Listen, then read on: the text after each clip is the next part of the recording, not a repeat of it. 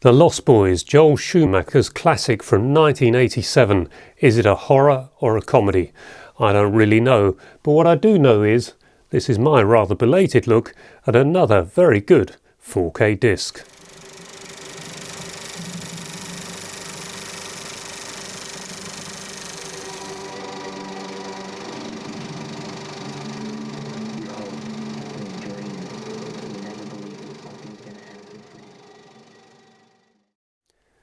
I think it was September 2022 when The Lost Boys was released as a 4K disc, and I immediately started getting plenty of requests for me to review it. I've always considered it a bit of a teenager film, but when it was released in '87 I was a little way past that, so I didn't really ever consider it too highly, but today I can see why it was so well received by the younger audience. Has there ever really been another vampire film quite like it? I'm not sure. Those of you who have any ideas will have to let me know in the comments below, but perhaps the closest I can think of, and interestingly Corey Feldman is in The Burbs as well as in The Lost Boys, so perhaps there's a bit of a connection there that's influenced me. But whereas I don't think there's any doubt that The Burbs is an out-and-out comedy, I think with The Lost Boys it's that comedy element that has ensured it has now stood the test of time.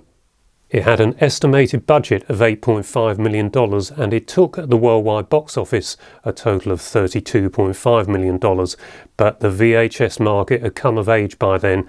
This was a massive title on VHS and I believe it was also pretty big on DVD, so a huge success over the years for The Lost Boys.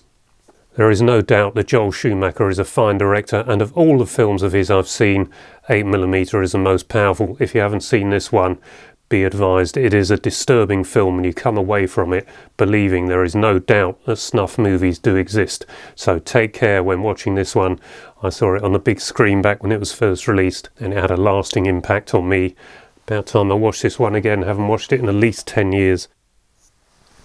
Jason Patric plays one of the lead brothers in The Lost Boys, the other played by Corey Haim, one of his younger roles, and Kiefer Sutherland as the lead vampire. Some fabulous characters in this, all of them are good. There's a rock soundtrack which youngsters are going to love, and the stunning cinematography by Michael Chapman, one of the best in the business at that time, and it all combines together to make this wonderfully memorable film, particularly memorable for youngsters.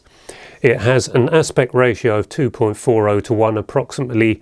The soundtrack on here has been reworked from the original Dolby Stereo, which was 6-track Dolby Stereo on the 70mm blow-ups, but is now 5.1 DTS-HD on this 4K disc. There are a host of extras on the Blu-ray disc in the pack, but I think you've probably seen all those before. They're dated from 2004 and presumably they were on a DVD at that time. It has a running time of 97 minutes, and that runtime is part of the film's success. Not overly long like so many films are today, and it just goes along. You feel like you're watching something from beginning to end, doesn't let up, and you enjoy the whole thing. That's an example of how to make a good movie. The DTS sound I mentioned is good, very good surround sound that does help to put you into the picture, but it is the picture that is the real winner on this disc. Very fine film grain, a visible film grain, but not too coarse, very fine, good colour, well defined, and it is the colour that is so natural. And I know a lot of people always refer to this is a great transfer. Well, it's not the transfer.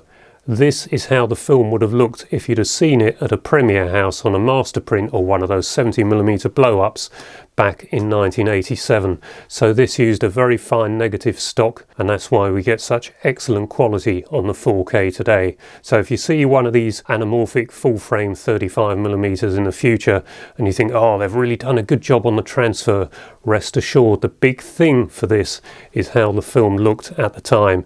If it was a good looking film when it was first released or shot, then it should shrink down onto the 4K disc as a very good 4K disc. After watching the 4K disc, I then, as usual, put the Blu-ray on. Had quite an extensive look at the Blu-ray, and it's obvious after enjoying the 4K that even though I'd say in isolation this is excellent, after seeing the 4K you can tell that the colours of this are just wrong. The skin tones are just not natural, and overall a lot of the colours, they're just too rich, and they're the wrong colours for what we've seen in very realistic colour on the 4K. But if you're on the fence about getting this one, I did actually get this a while ago at HMV and it's been sat on the shelf, but keep a lookout because I got it in a 3 for £30 offer, so a right bargain if ever there was one. So might be worth keeping a lookout for special offers at your local video store. Now then, one other 4K disc that people are constantly asking me to take a look at recently. This is the NTSC Laserdisc from 30 years ago, but it's Harrison Ford in The Fugitive. So I haven't got the 4K disc. I don't actually need the 4K disc to tell you why it looks that good. I think you've probably got the picture by now, but if you'd like me to do something about that, then you better start hassling me in the comments below. Well, until then, or whatever I do next, I hope you enjoyed this video, so if you did, please give it a like and perhaps consider subscribing so I'll be encouraged to carry on creating content like this. Until the next video, bye bye for now.